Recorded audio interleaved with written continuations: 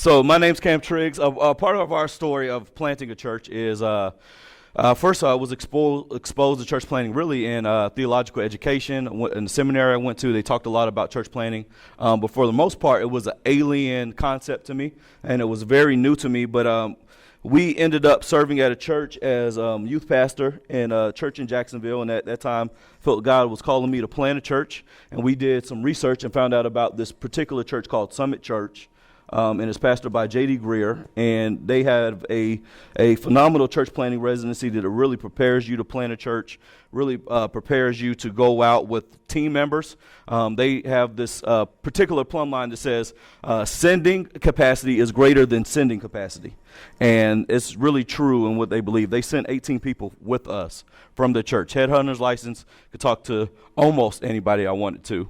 And they sent those people down to Orlando, Florida for us to plant our church. And so my wife and I, we landed in Orlando, Florida in May 2017, met with a group of people, read a book together, talked about living on mission, learned about the city, and then we launched September 2017. And because we're really crazy, we had a baby November 2017. And so we gave birth to a church and to our second child all in the same season, and literally almost burned down because I wouldn't recommend that. But God's been moving, and we're getting to know our city and getting to know our church plant. We turned 2 years this Sunday. We have a preacher and mentor, Brian Loritz. He'll be preaching for us. Hopefully it's going to be a really encouragement to our congregation. And this is where we are. We just moved into a permanent facility. We average about 170 people, 6 community groups, and God's been blessing the ministry in spite of us, definitely not because of us. And so I think church planting is important because it's essential to the New Testament. I believe it's a New Testament model on what we talk about. So first and foremost, throw it out there. If I were to say, give a definition of church planting, what would you say it is? What is church planting? I'll give you a hint. It has nothing to do with gardening or botany. It has everything to do with what the church is. What's church planting?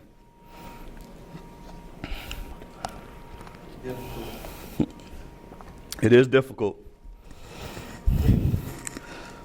Yeah. Yeah. What else? That's true. That's true. Mobilizing the gospel. Love it. So I guess a good definition is, what is the church first, right? If we talk about what is church planting. Now, I believe it's healthy for us to understand that the church is an organism, not merely an organization, right? We're not a business. We're not Costco. We're not JCPenney. We're not any type of organization as in Amazon or Walmart. The church is a living, breathing body of believers, right? It's the body of Jesus Christ. It's a living organism. Now, we know outside of ramifications of the fall, organisms reproduce. It's healthy for organisms to reproduce. It's within their inherent nature to reproduce. And so for us, we believe that, healthy churches should reproduce. We should be sending out more church planters and leaders for the advancement of the gospel. It's not just about our brand, our platform, or more seats. It's about more influence for the gospel. Now, here's what I believe. Biblically, you have a whole New Testament of church planting. What's the book of Acts? What would Paul do? He didn't go up and set up parachurch ministries. He didn't go up and just set up nonprofits. I'm not saying those are bad things, but that's not what Paul did. He went to the synagogue first, preached to the Jews, argued with them from the scriptures, and then he would go to the Gentiles and preach in their halls, right? And then what would he do? He didn't set up a Gentile church over here, and then he didn't set up a Jewish church over here. He said that my gospel was, in Ephesians 2, we're saved by grace, not of works, lest any man should boast. And then what's the ramifications? God has tore down the dividing wall of hostility. Romans 1, I'm unashamed of the gospel, for it's the power of salvation to what? The Jew and the Greek.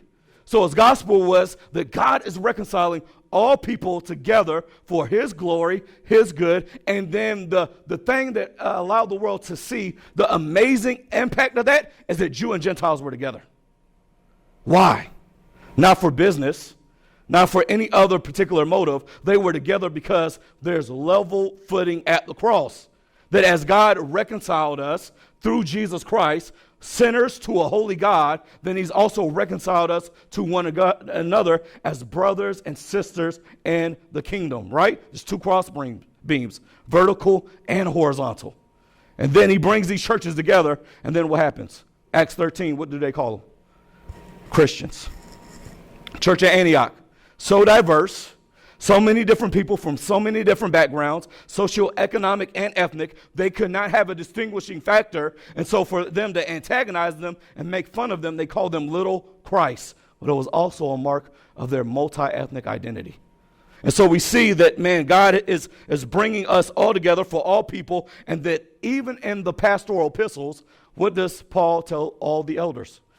Titus and Timothy, he says, appoint elders in every city, in every region.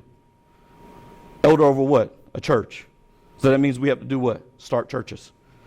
Literally, the pastoral epistles are commissions on how they commit elders and start new congregations. I believe that it's all throughout the New Testament. So we should be starting churches in our churches. We should make disciples that make more churches. It's healthy for organisms to reproduce. Now, let me give you some practical reasons. As you're casting vision, talking with people, new churches reach new people. New churches reach new people. Anybody have any practical implications from that? Have you experienced churches reaching new people? What would you say about new churches reaching new people? Excuse my handwriting, I skipped kindergarten. But it means that a church plant doesn't need to take another that's very good. Now, studies show new churches reach new people. Church plants gain 60 to 80% of its members from unchurched people. 60 to 80% of its members are unchurched people. While a church is older than 10 years, now here's the interesting thing. Actually, older churches experience more transfer growth. 80 to 90% of its members are from pre-existing Christians. Here's why that happens. As your church grows, you grow your ministries. As you grow ministries, you also grow preferences. And so for the consumer, what happens with the consumer who's already a Christian? I want to go to the church that meets my preferences, because church is not a battleship, it's a cruise ship. And I want to go to the right itinerary with the right programs and my right life stage. And so what happens as churches actually get older and more established, they grow more by transfer growth, more than church plants. Here's the filter with a church plant. Man, you guys are meeting in the school. Communion tastes like chicken nuggets. Sometimes the air conditioning doesn't come on. You know who's really going to be all in that? People who are new in the faith, people who are disengaged. And a lot of times church plants have an emphasis on militant evangelism because we're starting from scratch. So our goal isn't to grow by transfer growth. Now, that doesn't mean that you have a launch team, because you have an army that's not an audience. You have an army that's going to be sent out with you and do mission with you, but you typically reach more new people. The second thing is it also reaches not merely new people, but also de-churched people. Now, unchurched people means people who have no experience in the church, didn't grow up in the church. De-churched are people who are at one time a part of a fellowship, but because of church hurt or heresy or manipulative leadership, they have left the church. Now, church plants often reach those people because they are worshiping in new ways without the traditionalism or legalism that may be normative of churches in that area. De-church people who once attended church but are no longer interested in church, because new churches often bring new approaches and meet in non-traditional places, the pre-existing barriers for de-church people are often reduced. Here's another amazing thing that church planting does.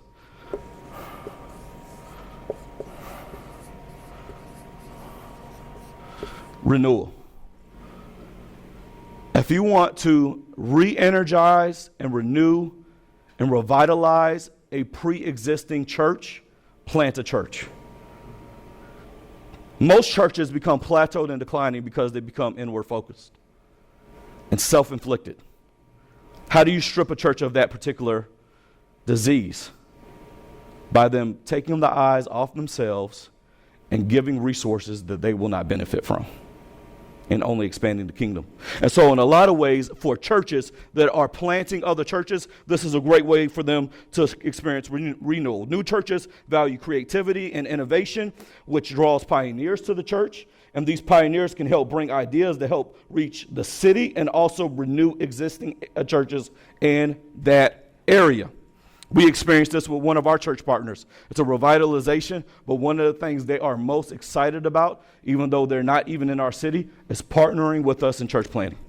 The fourth thing that it does is it's extremely kingdom-centered and not merely church-centered.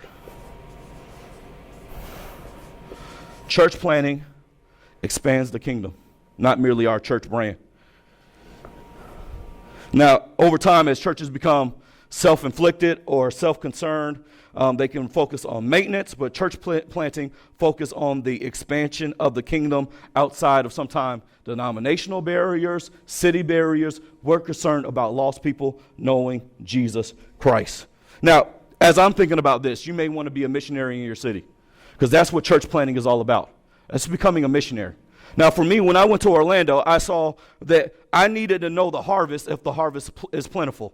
We need to know what kind of harvest we're going after. I saw that UCF is the largest university in America with over 60,000 students. I saw that Central Florida is home to over 4 million residents. But listen to this, 3.5 million are not connected to a local church. City landed as number 2 on Forbes magazine list of America's fastest growing cities. I saw not only was it mega, it was also multi-ethnic with 50% white, 56% white, 44% non-white, 18% of residents were foreign born. 68 million people visited Orlando in 2016. More than 80 million visited Orlando in 2018. Number 1 most visited city in Orlando. So what I challenge you as we think about new people, D-Church, renewal, kingdom, in your city, in your context, what is the harvest? Do you know the numbers of how many people are lost? Do you know the numbers of how many churches exist in your particular area? And how are you going to reach them? Now, here's the good news about all of this. I want us to hover around this question. Who can plant a church?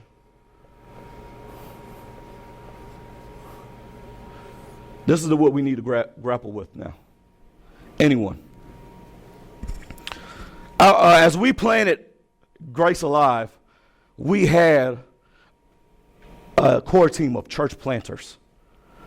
Sometimes people think, man, to plant a church, you need a rock star leader. You need somebody who can preach, raise funds, can organize. Let me tell you something. That's not going to be how we plant multiple churches down the road. We need to all look at ourselves as possible church planters. Because the thing that was a pillar to us planning a church was actually college students who dedicated their first 2 years after they graduated to go and plant with a church. That you cannot plant a church merely with a pastor. The new model is for us to think, man, anybody within the kingdom can help us come and plant the church. So you need a core team, you need a particular launch team. So this is why I think it's important for us to talk about sending culture in literally every dynamic of our church, right? That means that we can plant a church right now. There's church plants in our areas that we can fuel with mission. There's church plants that we can encourage. There's church plants that we can actually continue to influence. Now, as we think about church planting landmines, I want us to think about what are some things we should avoid as we plant a church. And the reason I think this is important is because the mortality rate for church plants are high. A lot of church plants start and die within their first 3 years. And there's a couple things that I think we should pay attention to before we plant a church. And I want to use some planting terminology. All right? So, mistake number 1, write it down. A planter not connected to the vine. A planter not connected to the vine. You know what that means? A planter who doesn't have a daily walk with Jesus Christ. I know that seems like cliche, but listen to me, friends. Common sense is not common practice. You would think, man, of course we want a pastor who is walking with Jesus. But let me tell you, a lot of what we do in church planting focuses on gifts and not relationship. It focuses on competence and not character. So in order for us to plant healthy churches, what does it mean? We have to have healthy pastors. Tony Evans has this quote. He says, moral failure is never a blowout. It's always a slow leak. What does that mean? It doesn't mean that out of nowhere our pastor has this adulterous relationship, or out of nowhere our pastor has this hidden sin, or out of nowhere our pastor has this addiction to a drug or some type of substance. It means that actually it started in their quiet time as they began to move away from Jesus Christ.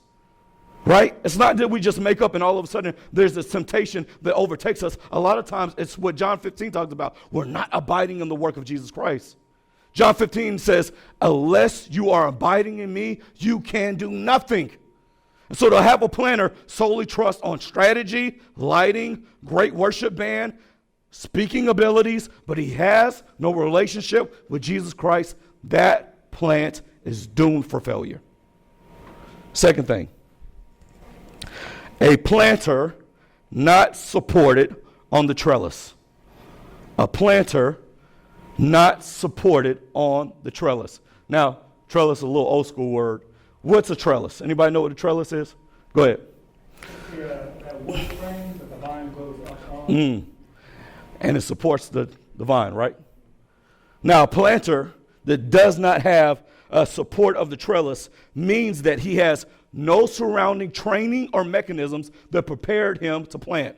Now, I'm not saying that it's impossible to plant without these things, but I am saying it's beneficial for a planter to pursue these things. Let me write down a couple of trellis that you need for the planter. One, assessment. There are assessments through denominational means and church planting networks that poke and prod the planter to see if they are character qualified. Now, I've been through so many assessments, I feel like I'm a experiment at this point. But let me tell you, they're beneficial. They do personality tests. They help you become self-aware. They do character references. They bring your wife in for an interview, ask them questions. They are diving into the life of the planner to make sure they are assessed and ready. Second thing, training. Training.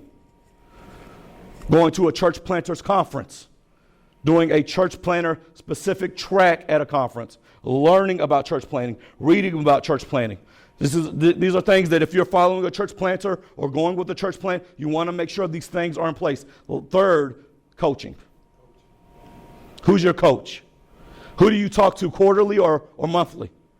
Who are you bouncing ideas off of? Who knows if you're loving your wife at home? Who knows how your finances are going? Who can help you think through that difficult church discipline issue that's happening on staff? Who can help you think through finding a location? Who's looking over your finances to make sure that you guys will be self-sufficient in 4 to 5 years? They need a coach to walk alongside of them. Third thing, a planter not planted to withstand the fire. A planter not planted to withstand the fire. What do I mean by that? Church planting and spiritual warfare are Siamese twins. You cannot plant a church without experiencing spiritual warfare. It's going to happen. It's going to be attacks on your family. It's going to be attacks on the people around you. And I believe it is the context of what we read in the Bible. Ephesians 6, our greatest explanation of spiritual warfare. What does it talk about? Armor of God, we all know that, right? But why does he talk about that?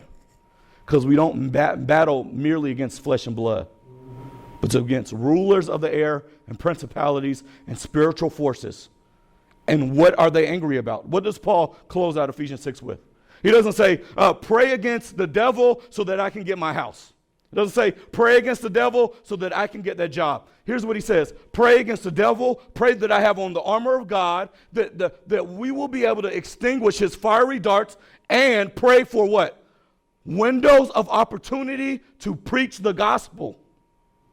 That's what Satan's after. He's after the advancement of the kingdom. So whenever you advance the kingdom, whenever the kingdom of light is going against the kingdom of darkness, that's when demons ramp up. They don't want the gospel to be proclaimed. And so what happens? There's fiery darts. You know, in ancient warfare, they would let go these arrows that would have fire on them. Then it would set fire in the camp. Here's the point. It never hits the target. When you set off a fiery dart, you know you're not going to hit the knights. You know you're not going to hit the warrior, but you'll hit their camp. And it causes division and confusion because everybody will run away displaced to avoid the fire. It's the one saying that says, if Satan wants to attack the church, he attacks the pastor.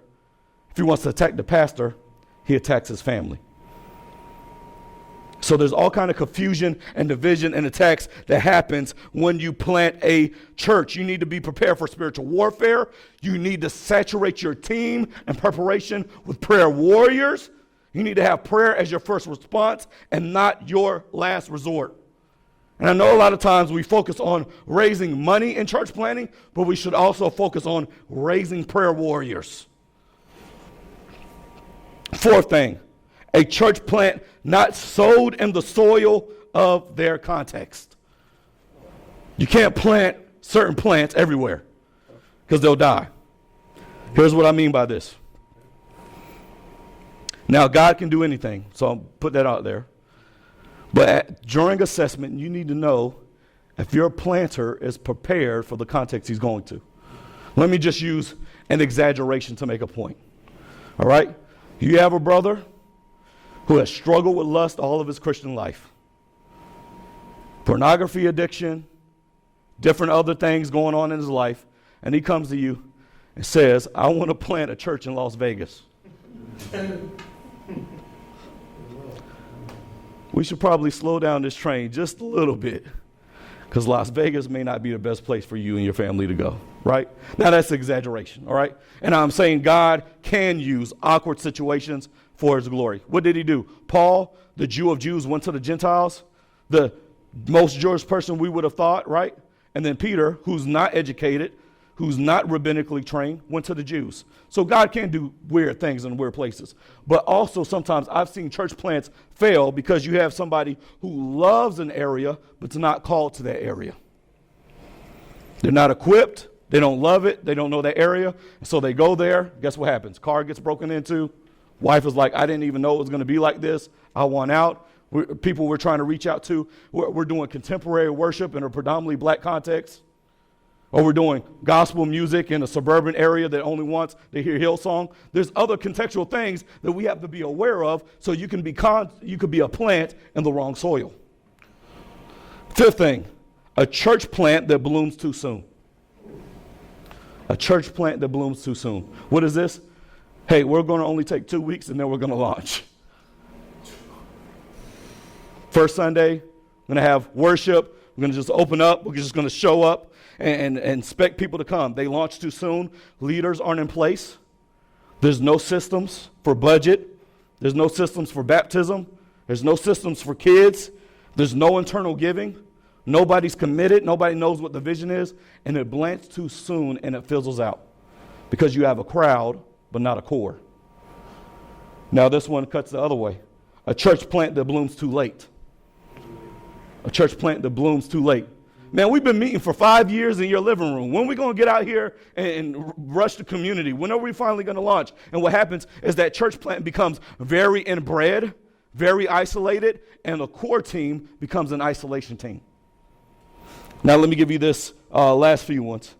A church plant that doesn't grow. You know, the bonsai tree will grow as large as it's capable if you don't clip the roots.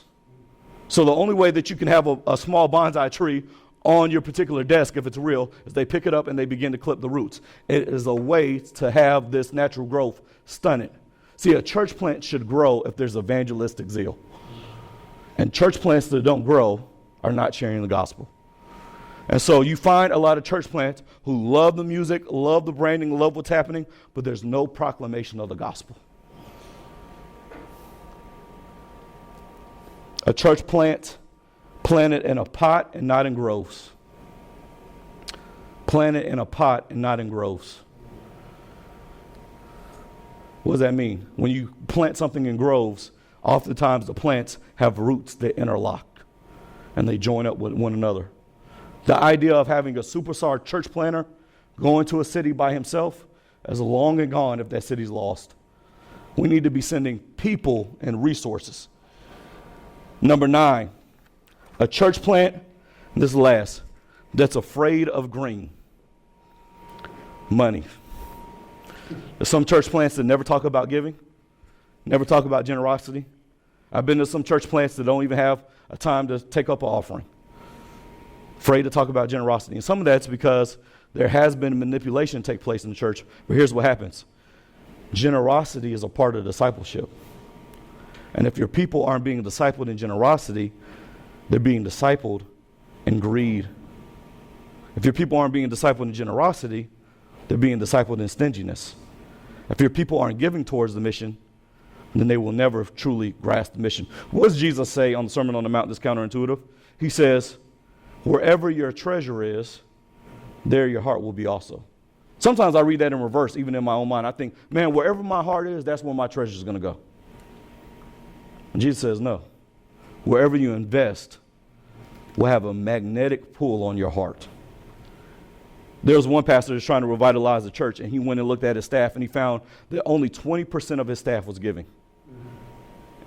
So he's trying to revitalize the church, and so he finally asked the staff, why aren't you guys giving? And one person just bold raised his hand. He says, because we don't believe in the vision here. And he said, you have 2 weeks to whether or not to see if you believe in the vision here. Because whatever we're invested in, that's where our heart is going to be. Now, here's the good news. We don't give because of guilt. We don't give because of greed. We give because of grace, right? Sometimes we talk about giving in church that type of way. Guilt is kind of like those adopt a pet commercials, right? You see the dog with the eye boogers in their eyes, stuck in a cage, and all of a sudden, You Are My Hero starts playing. And it's like, for only $2 a month, if you would give your $2, you can save Snoopy. And we sign up and then forget about it a week later. Why? Because guilt doesn't have enough horsepower for our heart. Or what about greed? You see it in churches. $100 line over here, $200 line over here. Give this and your breakthrough will come. You'll get a mail in the check in the mail. Eat this spiritual graham cracker. Buy it from me and your whole body will be healed. And we give because of greed. We give because we expect something back. But if we give because of grace, John 3:16, for God so loved the world that he gave his only son. But if we understand God gave his best, God gave his first, and God gave sacrificially, that motivates us for us to understand I can never pay God back for his love, but I can pass it on to the next person. And that our generosity fuels the mission. Now see, when churches don't talk about generosity, they raise fund with other partners, but they're not expecting their members to give. Here's what it is. It's like a teenager with a credit card. Pretty soon, you can't rely on mom and dad, and those interest rates are going to be crazy. So start from the beginning to say, man, we're all invested here. We don't want just merely your time. We just don't want your talents. We also you to give your treasure towards the mission of God. We don't give to the church. We give through the church, and your generosity fuels the mission. So those are some of the top landmines, I think, the church planters step on before they plant a church. It is easy for you to have the idea of church planting, but harder for you to start in a very healthy way. So I think those are some of the most important things we could talk about. Now, let me take about 15 minutes of just Q&A. What kind of questions you may have on those points, maybe even on the context that you're in. I can't promise answers to everything, but I can maybe help you think through some things. Questions on those points. We could talk about church planning and why we do church planning, or even talk about some of those landmines.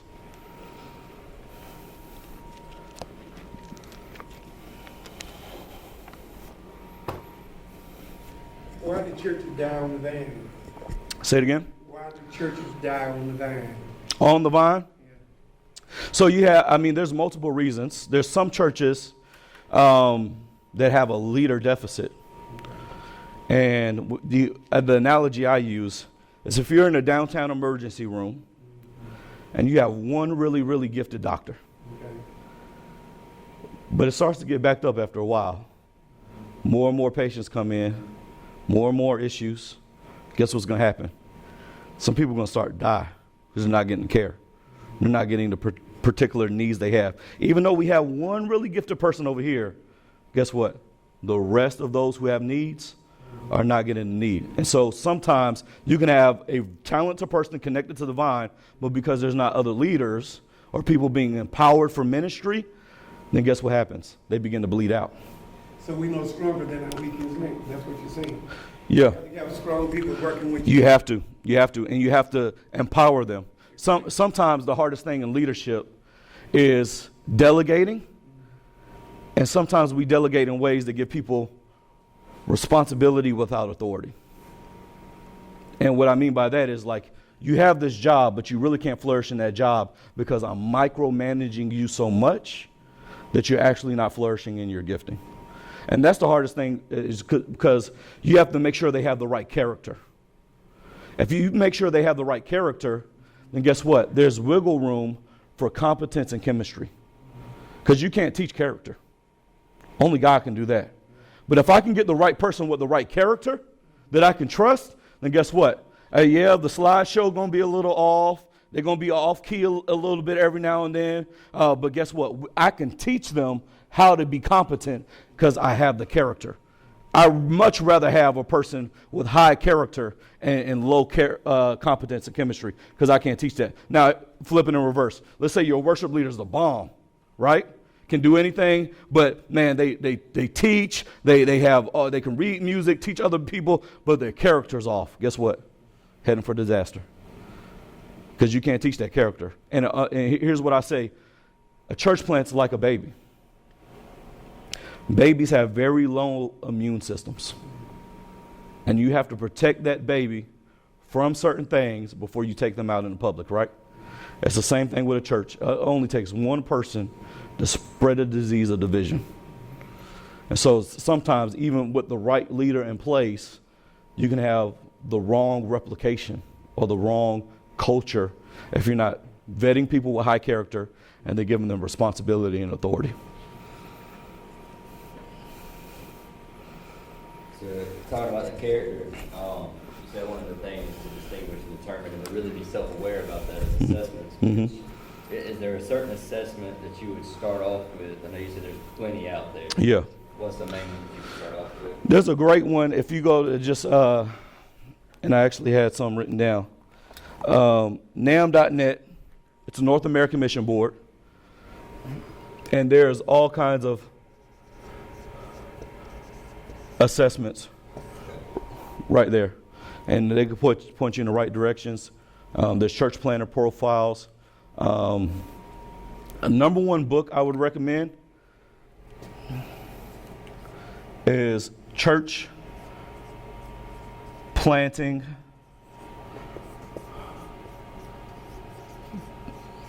Thresholds. Author's last name is Clifton. And here's why I like this book. It is the most practical book on church planting. It's like a church planting residency in your hand. It starts from the beginning with character, assessments. It has a thick appendix with all kinds of resources that you can utilize, and it moves all the way to like affirming elders and planting other churches. So it has a worship evaluation appendix. It has a launch team covenant in there. It has all kinds of other things that are very beneficial. So that will give you a lot of resources too. Mm-hmm. My favorite book on church planting.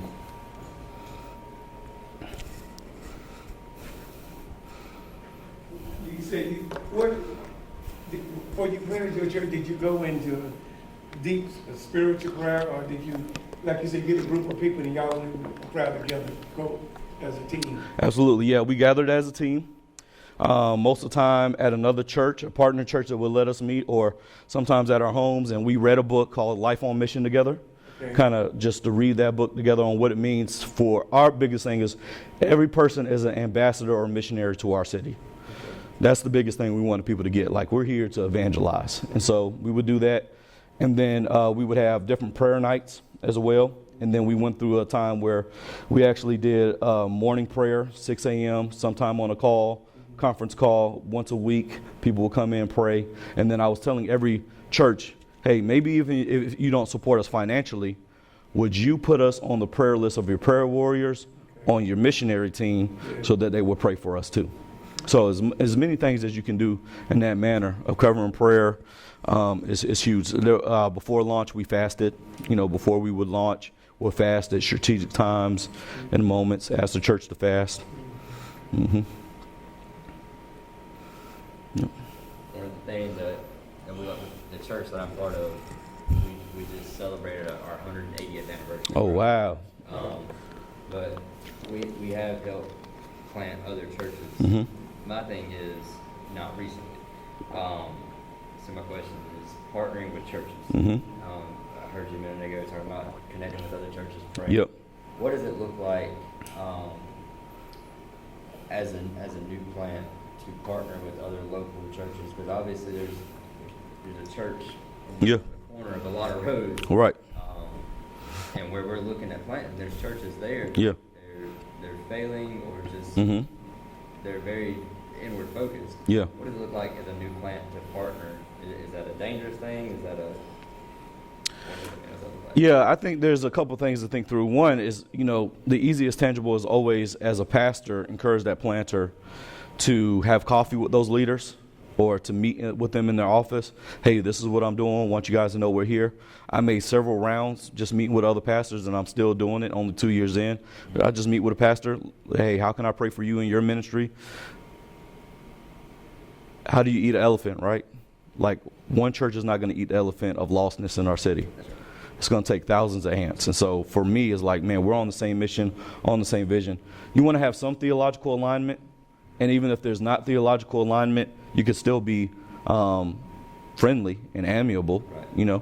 and make sure that you're not necessarily hostile to those people. For us, we found certain things.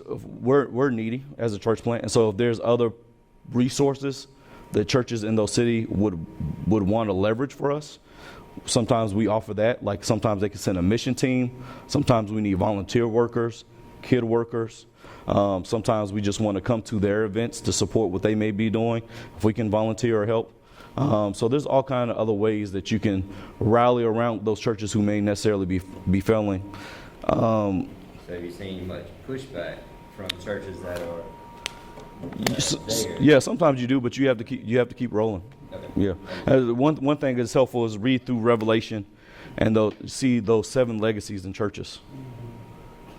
And the starting point, I will never make that condemnation, and I'm always praying. But there's some churches Jesus has removed the lampstand, and that's a big indictment.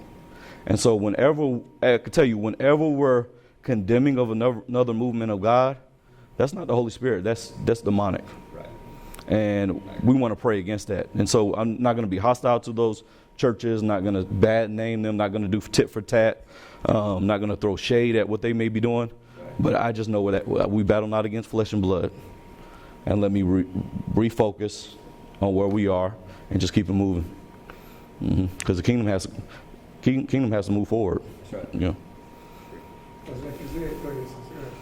I was going to say, give us your take on church revitalization and church planting. Both extremely needed. I don't have a statistic, but within the denomination we're a part of, there are more churches dying than are being planted. And it's going to take, I think they said it's going to take 10 years for us to catch up. And so even if we only focused on planting, we would still be losing so much more ground. So we definitely need a movement of revitalization. The hardest thing about revitalization is you have to have the willingness of that church to be revitalized. So that's the hardest thing. Sometimes people don't want the new leaders. People don't want any type of help. But I think there's a place for both of them. For pastors or people that are thinking about it, you kind of have to know what your personality type is. And not everybody who's called to revitalize is called to plant and vice versa. So you kind of really have to know where your gifting lies. What kind of patience threshold do you have? What kind of long run are you thinking about? Yeah. I hope that helps. Does that help answer a little bit? Yeah.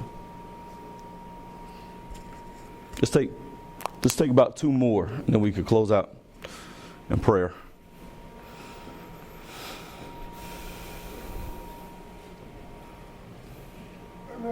What did you read this book, Deceased, the Autopsy of the Dead Church? I had, yeah, Tom Rayner. What do you think about it? I thought it was really good. I enjoyed it. It's always good to examine ourselves, right?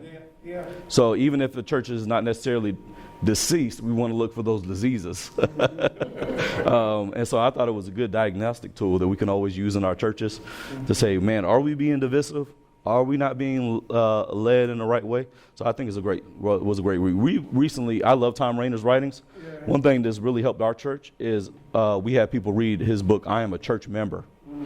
Because the idea of what it means to be a member is really lost in our culture, because we think gym membership, Netflix, Hulu, and if I don't like something, I just cancel my subscription, right? But the idea of member means you're a body, parts. You're a member, you're a hand, you're a foot. And you just don't cut off your hand or because you got a hangnail, you know. we gotta be together. So it's been healthy for our church to think about what does commitment look like. Yeah, because if he's talking about the hands, the body, feet, every part, Yep. one part of your body is hurting, the whole body is hurting. Exactly. You know that. You ever hit your pinky toe on a coffee table? It shut down everything, don't it? I Am a Church Member. Yeah, it's phenomenal read. Mm-hmm. Yep. Any other questions? What's been the most challenging for you planting multi-ethnic? Planting multi-ethnic church. Planting multi-ethnic. Yeah, there's so many different variety of challenges that come with it, whether it's fundraising in different contexts. Multi-ethnic is multi-expensive, so we have to plant in places that are diverse. But oftentimes, the schools are more expensive to rent out, the real estate's more expensive, and then also you have to staff for, diversity. So sometimes that means planting with black pastor, white pastor. That's more expensive. So you have that, but then you also have cultural components. How do I preach to both audiences? And what are both audiences kind of looking towards? So am I too loud for this audience? Am I not theological enough for this audience? And so you have a unique niche where, for lack of better terms, you're not competing with the best white evangelical church on this side, and you're not competing with the best gospel, music church. So even there's musical preferences, and how do you stream all that together, blend all those type of things together? So there's a lot of difficulties in multi-ethnic church planning. The best book I would recommend to you guys, if you guys are thinking about multi-ethnic, it's H.D. Leader by Derwin Gray.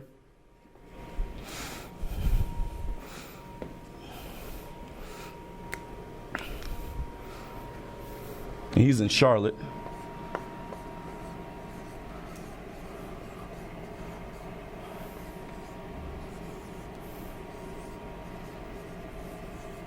And that was a great read, kind of for us walk through philosophy of what multi-ethnic church planning has been.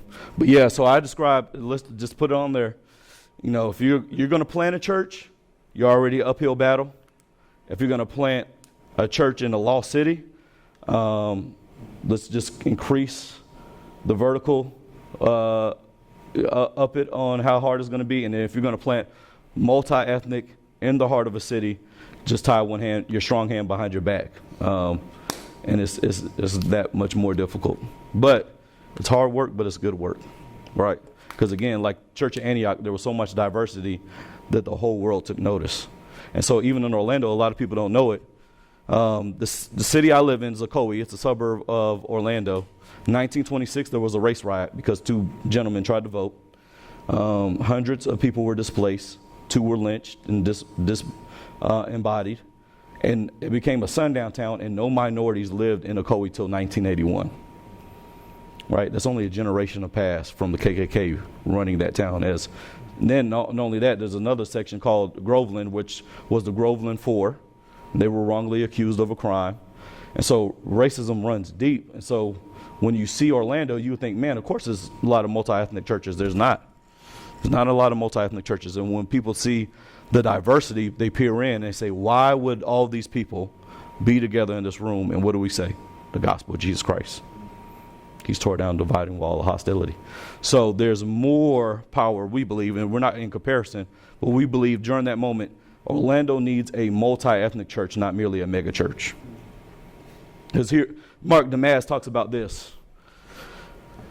If you have a pie, right?